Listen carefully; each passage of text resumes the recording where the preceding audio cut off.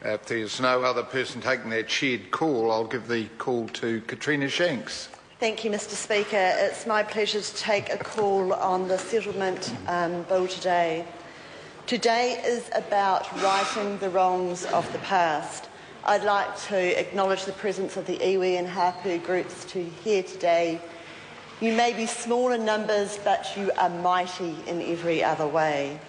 And I'd also like to acknowledge those who came on the journey, this very long journey that you've been on, and are no longer with us today, and all the work they have done to ensure that we are here today for the third reading in this settlement bill. And I'd like to acknowledge your graciousness in allowing the Crown to apologise and remedy the past. I'd also like to acknowledge the Trust and also the Chair, Philip Nawuri Crown, for all the leadership that you have shown.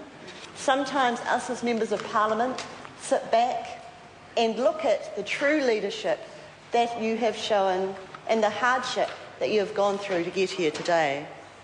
This deed of settlement was signed on the 12th of March 2011.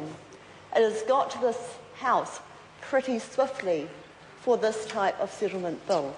I'd like to acknowledge Minister Finlayson and Minister Turia for the work they've put into this bill, but also to the Maraeroa Select Committee under the leadership of Tohanare.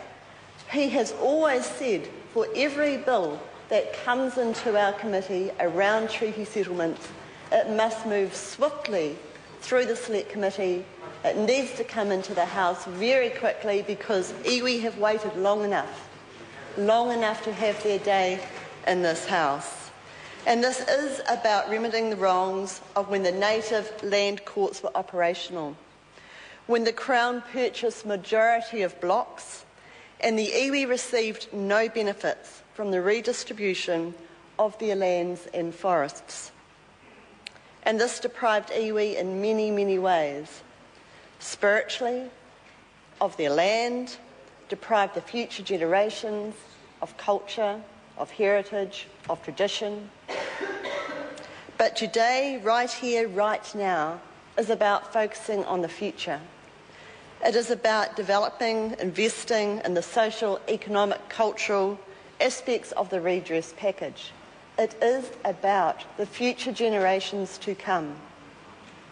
This redress package includes historical acknowledgement, vesting sites cultural and of historical significance, a partnership between Department of Conservation over public conservation lands, a financial settlement of 1.8 million, and redress over Crown properties including licensed forest land. But most important to me, it records the apology from the Crown for past wrongs. This is a settlement that is future focused. It is a settlement which is going to move iwi forward, move the future generations forward with prosperity, with spirit, with tradition, with culture. And this will today be part of history. And we hear with the other speakers how important it is that we tell our stories of the history and what has gone before, where we are now, and what there is for the future. And with my other colleagues, I find it disappointing that the media don't show an interest in this, because they do record our future, they do record our past, and they do record the present. And they're not here doing that today. And I think they've let New Zealanders down.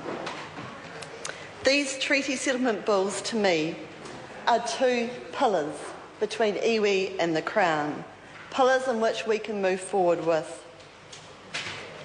On the Maraeroa Select Committee, we are very focused on these bills getting here very quickly.